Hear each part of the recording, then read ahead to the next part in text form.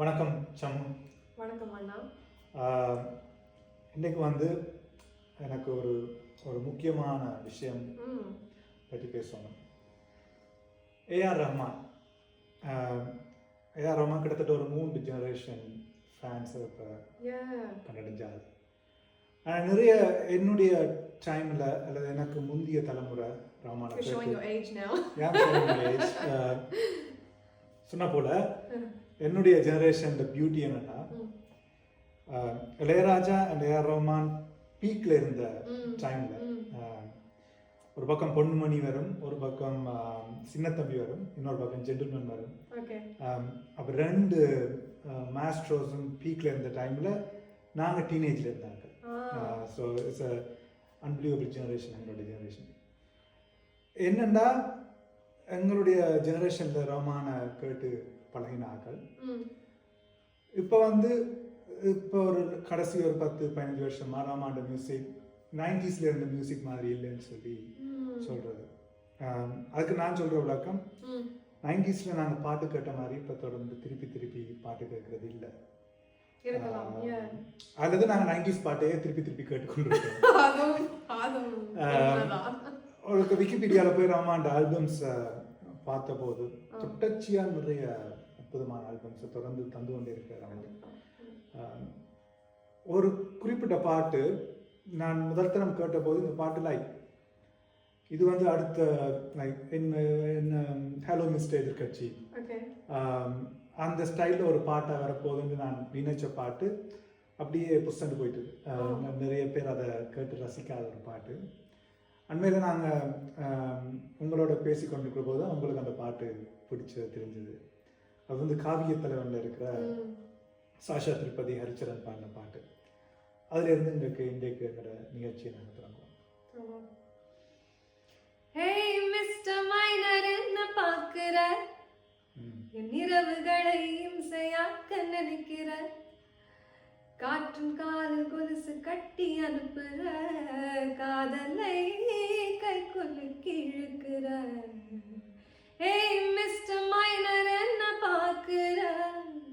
என் இரவுகளை இம்சையாக்க நினைக்கிற, காற்றின் காலில் கொலுசு கட்டி அனுப்புற, காதலை கை கொலுக்கி இழுக்கிற. பியூட்டிஃபுல்.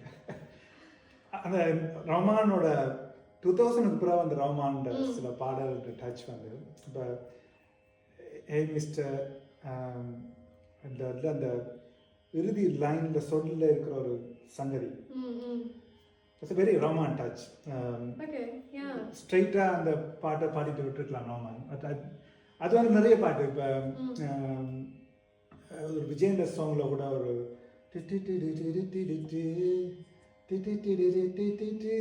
அதுக்குள்ள எல்லாமே சங்கதி போடுற, அது ஒரு கடைசி 15-20 வருஷத்துல ரஹ்மான்ட்ட நான் பார்க்கிறேன். I think stylization விட I think thriving for more perfection.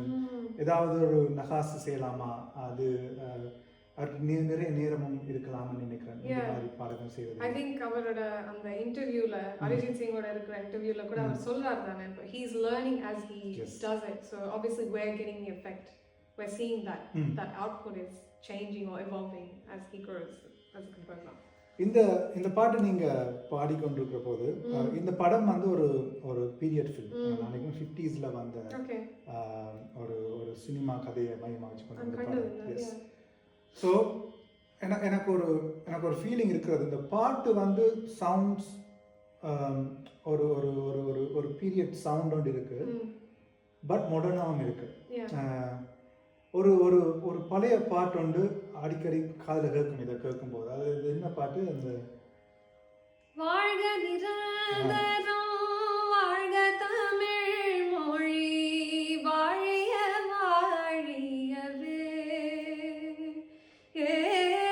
வாழ்க நிரந்தரம் வாழ்க தமிழ் மொழி வாழிய வாழியவே, வானமளந்த அனைத்தும் மழந்திடும் வன்மொழி வாழியவே. ஏய் மிஸ்டர் மைனர் வாழ்க நிரந்தரம். என்ன ஒரு ஜக்ஸ்டபோசிஷன் இல்லை, இது ரெண்டையும் கேட்டுக்கொண்டிருக்கிற ரமான் ஃபேன்ஸுக்கு இப்போ நிறைய ரமானோட பாட்டுகள் இப்போ அப்படி சுத்த தொடங்கும். அதுக்கு ஒரு காரணம் இருக்கு. இது என்ன ராகம்? மாண்டு ராகம். மான் வந்து ரமானோட வரியன். அதுக்கு போக முதல் மான் ராகத்தை பற்றி ஒரு இன்ட்ரோ அண்ட் அதில் ஒரு ஆலாபனை செய்ய முடியுமா?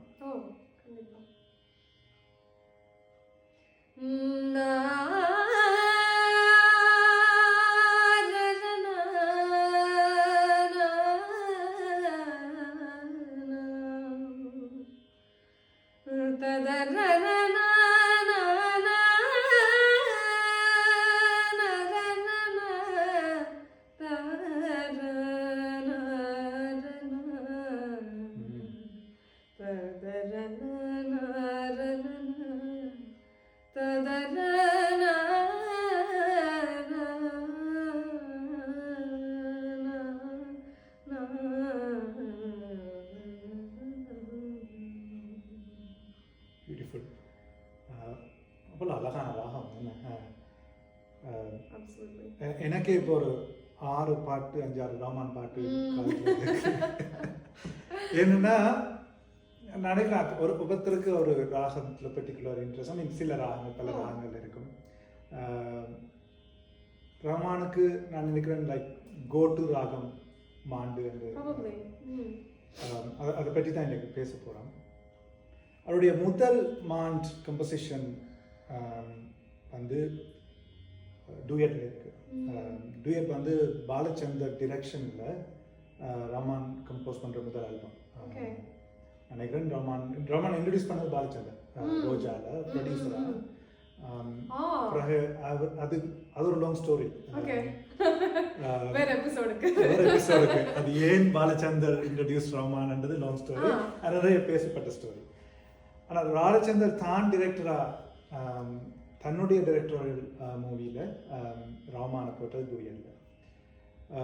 இப்போ டூயட் வந்து ஒரு இப்போ உங்களுக்கு தெரியும், இப்போ பாலச்சந்தர் முதல் ஒரு கம்போசரோட முதல் தன்னுடைய சாதாரண கம்போசர் பழமையான கம்போசர்லேருந்து இன்னொரு கம்போசருக்கு போனது சிந்து பைரவியில்.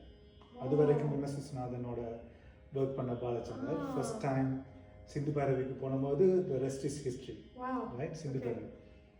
ஸோ இப்போ முதல் பாலச்சந்தர் வந்து ஒரு அதுக்கு பிறகு இளையராஜாட்டேருந்து அழகன் எல்லாம் பாலச்சந்தர் டிரெக்ஷன் தான் இளையராஜா கம்போஸ் பண்ணல. அது மரகதமணி கம்போஸ் பண்ணது.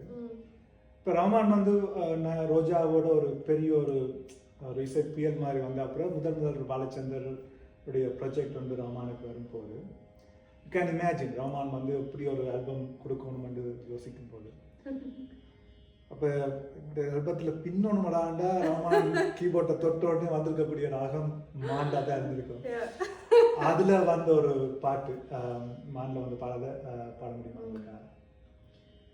கார்த்திகை மாதம் போனால் கடும் மழை இல்லையே, கண்மணி நீலையே, கவிதைகள் இல்லையே, நீ என்ன நிலமோடு பிறந்தவளா,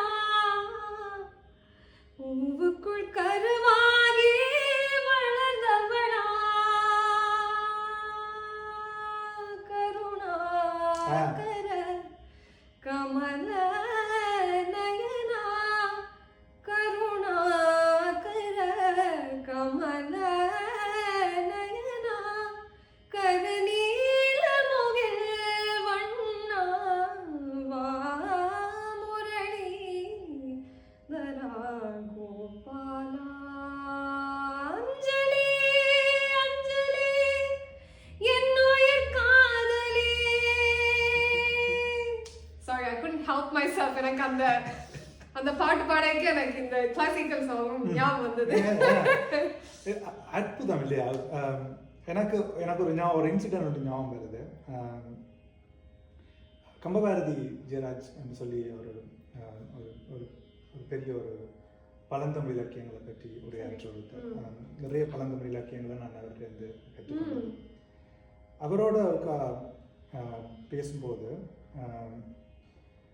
அந்த கிரியேட்டிவ் மூமெண்ட்டை பற்றி, அதாவது ஒரு விஷயத்தை நாங்கள் செஞ்சுட்டா, ஒரு சிறுகதை எழுதி நீங்கள் ஒரு கம்போசிஷன் செய்தால் அந்த ஃபீலிங்கை அப்படி எதிர்கொள்கிறத பற்றி நாங்கள் கேஷுவலாக பேசிக்கொண்டிருந்தோம்.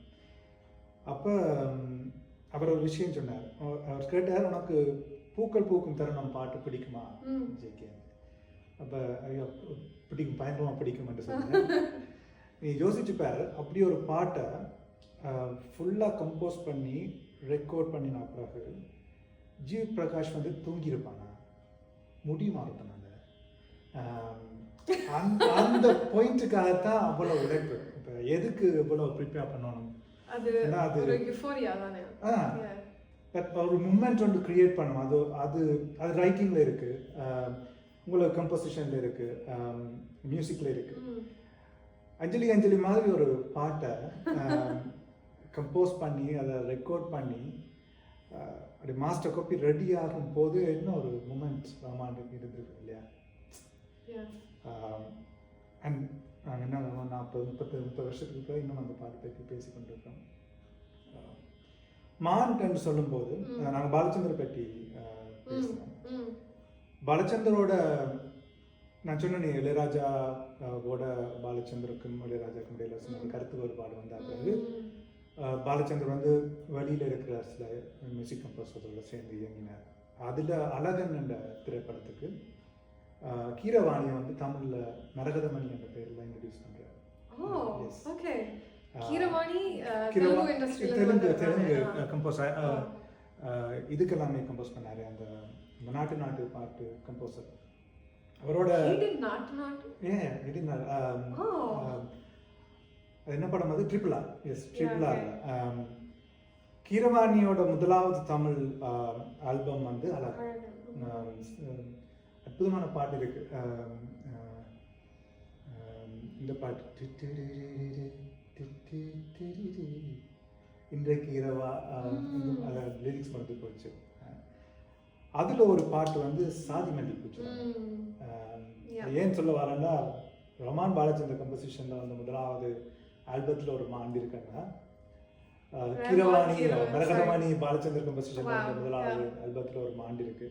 எனக்கு one of my favourite songs. அது பாட முடியுமா? உலகமெல்லாம் உண்ணும் போது நாமும் சாப்பிட எண்ணுவோம், உலகமெல்லாம் சிரிக்கும் போது நாமும் புன்னகை சிந்துவோம், யாதும் ஊரென யாரு சொன்னது சொல்லடி. அதுதான் சாதி மல்லி பூச்சிரமே. நீங்கள் சரணத்துலேருந்து எடுத்துட்டீங்க. இந்த லிரிக்ஸும் எனக்கு பிடிக்கும். பாட்டில் லிரிக்ஸ் அது ஆராயலாம். ஆனால் இந்த பர்டிகுலர் லிரிக்ஸ் வந்து உலகமெல்லாம் உண்ணும் போது நாமும் சாப்பிட எண்ணுவோம். நான் யோசிக்கிறது ஏன் உண்ணும் போது என்று சொல்லிட்டு, உலகமெல்லாம் உண்ணும் போது நாமும் சாப்பிட எண்ணுவோம். அது என்ன ஒரே பேர் தானே, உண்ணும் அப்படின் சாப்பிடுவோம். ஒன்று சந்தத்துக்கு உலகமெல்லாம் உண்ணும் போது நாம் சாப்பிட எண்ணுவோம், அந்த சஸ்டென்ஸுக்கு அது ஒர்க் ஆகுது. இன்னும் ஒன்று, உலகம் எல்லாம் சாப்பிடுவதில்லை, உலகம் எல்லாம் எப்போதும் உண்ணும். ஏன்னா உலகம் முழுக்க உயிரினங்கள் இருக்கு, மனிதர்கள் மட்டும் மனிதர்களுக்கான உலகம் அல்ல இது. இது அத்தனை உயிர்களுக்குமான உலகம். அப்ப அனைத்தும் உண்பவர், மனிதர்கள்லாம் சாப்பிடுவர். அப்படி நான் யோசிச்சுக்கணும். இப்ப மனிதர்கள் உண்ணுவதை நாங்கள் சாப்பிடுதல் என்று சொல்றது. அப்ப எல்லா உயிர்கள், எறும்புல இருந்து காக்கா, குருவி எல்லாமே ஒன்று திளைத்திருக்கும் போது நாங்கள் சாப்பிட தொடங்குவோம். அடுத்த வரி, உலகமெல்லாம் உண்ணும் போது நாமும் சாப்பிட எண்ணுவோம், உலகமெல்லாம் சிரிக்கும் போது நாமும் புன்னகை சிந்துவோம். அவ்வளோ ஆழமான வரி பாருங்க. உலகமெல்லாம் சிரிக்கும் போது, அதாவது மற்றவர்கள் எல்லாம் சந்தோஷமாக இருக்கும்போது மற்றவர்கள் சிரிப்பில் அது அந்த கண்டென்ட்மெண்ட்ல எங்களுக்கு ஒரு சந்தோஷம், அது ஒரு புன்னகை வருது. அடுத்த வரி, யாதும் ஊரென யார் சொன்னது கண்மணி. அந்த யாதும் ஊரே யாரும் கேள்வி. அந்த அர்த்தம் என்ன? அந்த அர்த்தம் என்ன? ஆக்சுவலி 2300-400 வருஷத்துக்கு முதல் எழுதின பாட்டு. யாதும் ஊரே என்றால் எல்லா ஊருமே எங்களுடைய ஊர் தான். எல்லா மக்களுமே எங்களுடைய மக்கள் தான். கேரி ரெண்டா சொந்தக்காரர், உறவினர், எல்லோருமே நம்முடைய உறவினர். சிரிக்கிறதா அழகிறதான்னு தெரியல. அப்படி நாங்கள் நினைக்கிறோமா என்ற ஒரு கேள்வி இருக்கு. உண்மையா நீங்க பார்த்தீங்கன்னா கவிஞர்களோ எழுத்தாளர்களோ இயல்பில் இருக்கிற விஷயங்களை எழுதுறதில்லை, இருந்தால் நல்லா இருக்கும் அப்படின்னு நினைக்கிற விஷயங்களை தான் எழுதுறது. It's a visual thinking. இப்போ தீதும் நன்றும் பிறத்தர வரா என்று சொல்லி, தீதும் நன்றும்டா தீது ஒரு நல்லதோ கெட்டதோ மற்றவர்களிடமிருந்து வரதில்லை, எங்களால் தான் வருது. யாதும் ஊரே யாவரும் கேள்வி, எல்லாரும் ஒரே உறவினரன் ஏன் சொல்ல வேண்டி வருது? நீ அப்படி இல்லாம உனக்குள்ள அடிபட்டு கொண்டு சண்டை பிடிச்சு கொண்டு இருக்கும்போது தான் நிறுத்துங்களா, யாதும் ஊரே யாவரும் கேள்வி, நீங்க எல்லாரும் சொந்தக்காரர்களா, சண்டை போடாம இருங்க சொல்ல வேண்டி வருது. ஸோ இது பெருமை கொள்ளக்கூடிய விஷயமாண்டா இப்படி ஒரு கவிதையை எழுதின கவிஞனுக்காக பெருமை கொள்ளலாம். ஆனா இப்படி ஒரு கவிதையை எழுத வேண்டிய சூழல் எங்களுக்கு இருக்கே, இன்றைக்கும் இந்த கவிதையை சொல்ல வேண்டிய நிலைமை இருக்கே சாதிமொழி உச்சரத்துக்கூடாக என்றது கவலைக்குரிய விஷயம். ஸோ இந்த பாட்டை கேட்கும் போதோ அல்லது கனியன் பூங்குன்றனுடைய வரிகளை கேட்கும் போதெல்லாம் பெருமை என்பதை விட எங்களுக்குள்ள ஒரு சிறுமை தான் அது. இப்படி இன்னமுமே இருக்கிறோமே என்ற ஒரு சிறுமையும் ஒரு reflection. But at the same time, something that came to mind was that art is hopeful. I think art is hopeful. We need art to sustain life in a very profound sense, of course. So அப்ப அந்த சூழ்நிலையை நினைக்கும் போது அப்ப there is some glimmer of hope அப்படின்னு கூட ஒரு இருக்கு. மியூசிக்கை பொறுத்த வரைக்கும் மியூசிக் எப்போவுமே பாசிட்டிவிட்டியை தான் கொண்டு வரும். அது ஒரு பியூட்டி. நீங்கள் இப்போ இந்த கம்போசர் அந்த கம்போசர் கம்பேர் பண்ணும்போது ஐ திங்க் நீங்கள் ரெண்டு கம்போசிஷனையும் புரிஞ்சு கொண்டு அதன் மூலம் உங்களுடைய இசை அறிவை வளர்க்குறோம், அதன் மூலம் உங்களுடைய ரசனையை வளர்க்குறோம். அது எங்களுக்குள்ள மனசில் இதமாக இருக்குது. அது ஐ திங்க் ரமான், இந்த ரமானை பற்றி பேசுகிறாரு சொல்கிறேன். ரமான் அதைத்தான் சொல்லிக்கொண்டே இருக்கு. எல்லா இடமும் நெகட்டிவிட்டி இருக்கிற ஒரு இடத்துல, கன்ஃப்ளிக்ஸ் இருக்கிற இடத்துல மியூசிக் ஸ்ப்ரெட்ஸ் லவ். இப்போ பாருங்க, நாங்கள் ரமானை பற்றி பேசிட்டு வாதம் நிரந்தரத்துக்கு போயிட்டு மரகதமணியை பேசுகிறோம்.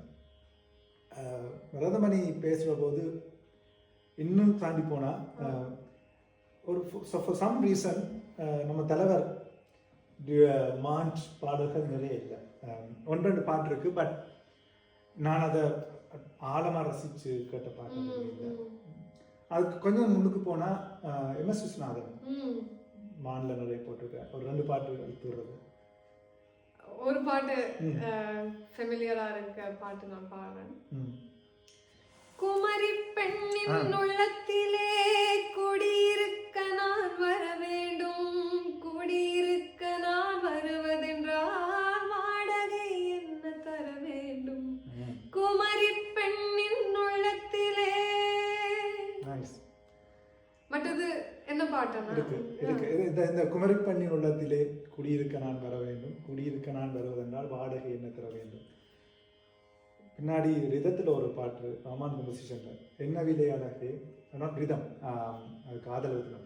என்ன விலை அழகே, சொன்ன விலைக்கு வாங்க வருவேன், என்ன விலை என்றாலும் தருவேன்.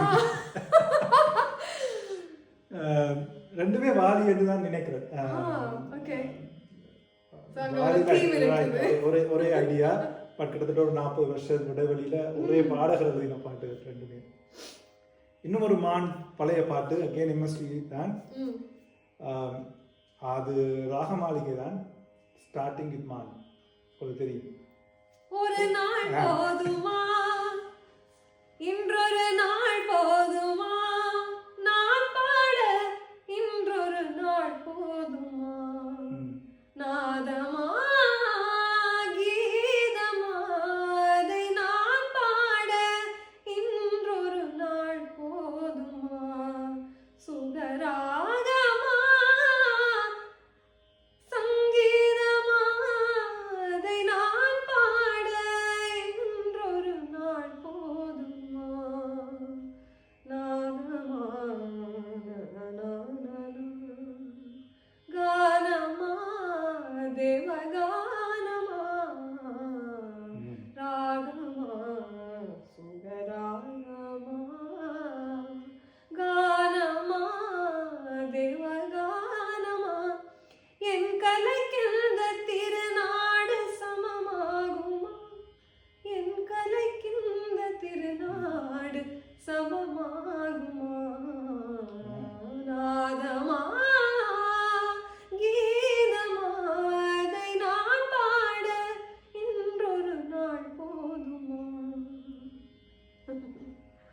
பாட திருப்பி ரொமாண்ட லைக் இந்த மெயின் பிக்சரை காட்டுக்கிறாருன மாதிரி ரொமாண்ட மெயின் பாட்டோட்டு திருப்பி மைண்டுக்கு வந்து கொண்டே இருக்கு வருவோம் நாங்கள். அண்மையில் வந்து சாருலதா மணி அவர்கள் அஞ்சு வண்ண பூவே பாட்டு கேள்விப்பட்டிருப்பீங்க, தக் லைஃப்பில் வந்து பாட்டு. அது இந்த ராகங்களை பற்றி மிக அருமையாக விளங்கப்படுத்தக்கூடிய ஒருத்தர் விளங்கப்படுத்தி கொண்டு போயிட்டு கடைசியில் அந்த அஞ்சு வண்ண பூவையில் ஒரு சின்ன ஃப்ளூட் பீட் உண்டு, அங்கே நிப்பாட்டி இந்த பீட் மான் அதுலயும் அப்படியே போட்டுருக்காங்க. அப்ப அதான் ரஹ்மான் வந்து இந்த கிடைக்கிற கேப்ல எல்லாம் மான் அர்ஜித் சிங் கூட சொல்லியிருந்தார் சில இன்டர்வியூஸ்ல எல்லாம் ரஹ்மான் மூஞ்சி தோட்டு ரஹ்மான் நாங்க கண்ணுக்கு பிரிட்டிஷ் நிறைய பிஜிஎம்ஸ்ல பேக்ரவுண்ட் மியூசிக்ல மான் அது எல்லாத்தையும் விட ஐ திங்க் எல்லாத்த மைண்டுக்குள்ளேயும் அப்படி கிருக்குறாண்டி இந்த மாநில ஏதோ ஒரு பாட்டு இருக்கேயா என்று சொல்ற பாட்டு நாங்கள் வருவோம். அதை பாடிட்டு அதை பற்றி பேசலாம். கண்ணில் வரும் காட்சி எல்லாம் கண்மணிய உருக்கும், காணாத உருவம் கண்ணுக்குள்ள இனிக்கும். கண்ணில் வரும் காட்சி எல்லாம் கண்மணிய உருத்தும், காணாத உருவம் கண்ணுக்குள்ள இனிக்கும். சூரியன் வந்து வாவெனும் சூரியன் வந்து வாவெனும் போது, சூரியன் வந்து வாவெனும் போது, சூரியன் வந்து வாவெனும் போது என்ன செய்யும் பனியின் துளி, என்ன செய்யும் பனியின் துளி.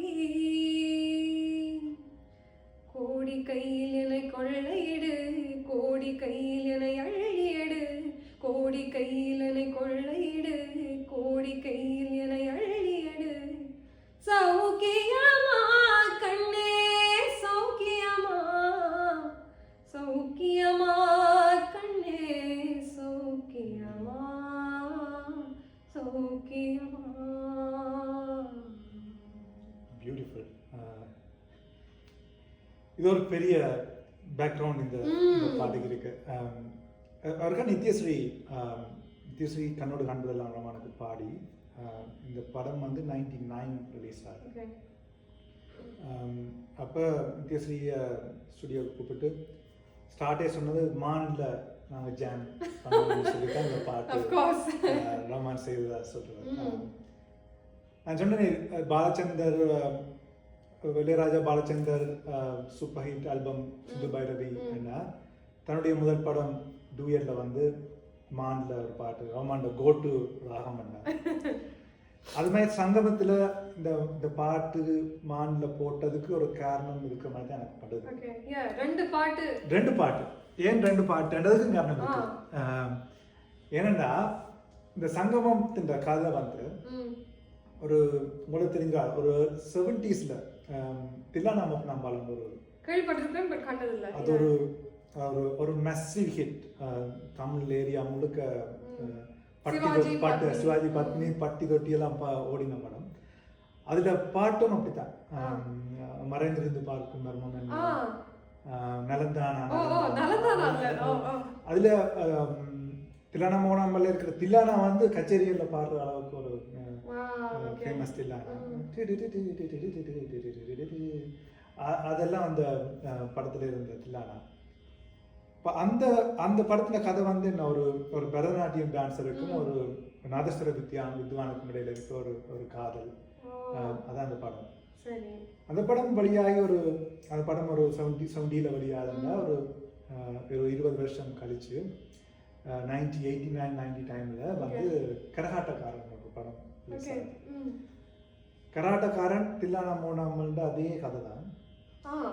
ஆனா அங்க பரதநாட்டியத்துக்கும் நாதஸ்வரத்துக்கும் மாதிரி இங்க ரெண்டு கரகு ஆடுற கலைஞர்களுக்கு இடையிலான காதல் கதை. அதை இயக்கினது கங்கை அமரன். மியூசிக் வந்து தலைவர். அப்ப கங்கையாவன் சொல்லியிருக்கோம் தில்லானா மோனம்பல திருப்பி எடுக்க போறேன் அண்ணியன்னா. ஓகே, அப்போ அந்த லெவல்ல பாட்டு இருக்கணும்னு சொல்லி தில்லானா கராட்டக்காரன் ஆல்பம் ஃபுல்லா அந்த மாதிரி பாட்டு. இந்த மான் என் சொந்தம், மாங்குயிலே பூங்கியிலே, பாட்டாலே புத்தி சொன்னா, அப்படி ஒருத்தவங்க பாட்டு, குடகுமலை காட்டில் ஒரு, எல்லாமே melodious and even folk songs கூட மெலடியஸா இருக்கிற ஒரு பாட்டு. இப்போ 99ல வந்து 99ல ஒரு டிரெக்டர் சுரேஷ் கிருஷ்ணா டிரெக்டர், பாட்ஷா, அண்ணாமலை எல்லாம் சத்யா எல்லாமே இருக்கிற டிரெக்டர் சுரேஷ் கிருஷ்ணா ஒரு கதையோட வர்றாரு ரோமான்ட்ட. தில்லானா மோனாம்பால் கரகாட்டக்காரனை திருப்பி எடுக்க போறோம். தேர்ட் ஜெனரேஷன் தில்லானா மோனாம்பால் வெர்ஷன் 3. இதுல அதிகம் மாத்தல பரதநாட்டியம் ஆனா அதுக்கு எதிராக நாதஸ்வரத்துக்கு பதிலா ஒரு ஃபோக், ஒரு ஒரு நாட்டுப்புற பாடல், நாட்டுப்புற நடனம் செய்யற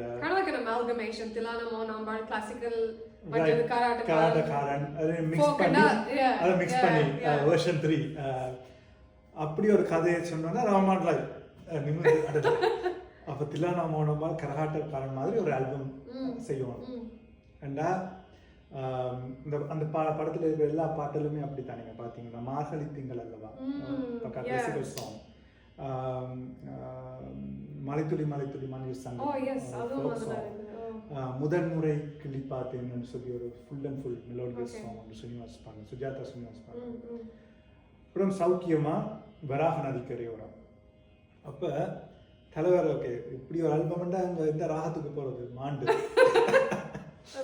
அதை விட ரஹ்மானோட நான் சொன்னேன், ரஹ்மான் இஸ் லைக் ஜீனியஸ்ன்றதுக்கு இன்னொரு விஷயம் என்னன்னா, படத்தோட கதை என்ன, ரெண்டு கல்ச்சர்ஸுக்கு இடையான ஒரு லவ், ரைட்? ஒன்று பக்கா கிளாசிக்கல் பரதநாட்டியம் கிளாசிக்கல், இன்னொரு ஃபோக், ரெண்டு மியூசிக்கு இடையிலான ஒரு சங்கமம். அதான் படத்தோட பேரே சங்கமம், ரைட்? அப்போ ரெண்டு மியூசிக்கு இடையிலான சங்கமம் போது ஒரே ராகத்துல ரெண்டு பாட்டை செய்யும் போது, அது சங்கமிக்கும் போது, இது மியூசிக் ஜோனர் எல்லாம் ஒண்ணுமே இல்லை, எல்லாமே இதயத்தை தாக்கினா அது மியூசிக் சொல்றோம். கனெக்ஷன் பண்றீங்க இல்லையா? அப்ப வராக நதிக்கரையோரம் ஒரு பக்கா ஃபோக்ல மான் ராகத்திலேயே போட்ட சௌக்கியமான பக்கா கிளாசிக்கல் கர்நாடிக் மியூசிக்ல நித்யஸ்ரீயை வச்சுக்கொண்டு செய்யறது. அப்ப நான் நினைக்கிறேன் ஒரு ராகத்துல இந்த ரெண்டு செய்யணும் என்று ரோமான் யோசிச்சா எந்த ராகம்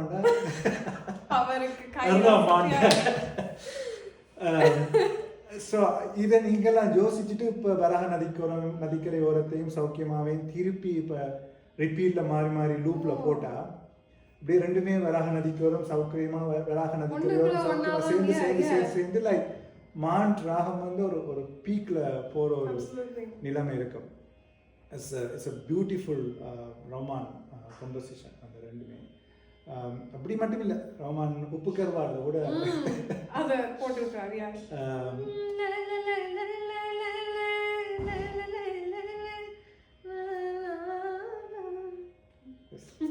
ஸோ மான் and Raman and Man. You don't have one without the other. Yes. And நாங்க பேசாத நிறைய ரோமான் பேக்ரவுண்ட் மியூசிக் இருக்கும், ஹிந்தில இருக்கலாம். நான் நினைக்கிறேன் அதை பார்க்குற நிறைய ரோமான் ஃபேன்ஸ், மியூசிக் ஃபேன்ஸ் சொல்லுவாங்க. இறுதியா சௌக்கியமா அஞ்சலி உங்களை 7 மணி அளவு ஜாம் பண்ணுங்க, 2-3 பாட்டு ஜாம் பண்ணி அப்படியே நாங்கள் பிடிப்போம்.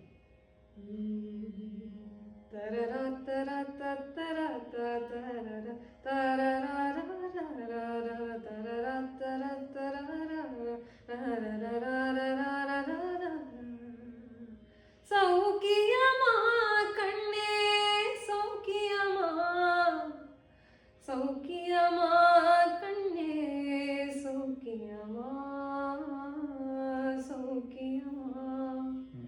மனதை தழுவும் ஒரு அம்பானாய், மனதை தழுவும் ஒரு அம்பானாய், பருவம் கொத்திவிட்ட பறவையானாய், பருவம் கொத்திவிட்ட பறவையானாய்.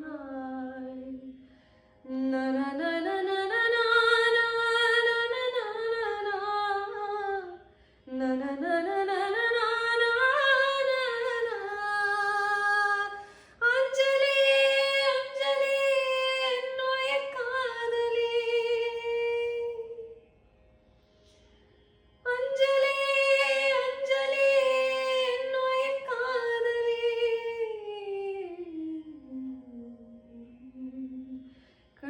வரும் காட்சி ஆ. எல்லாம்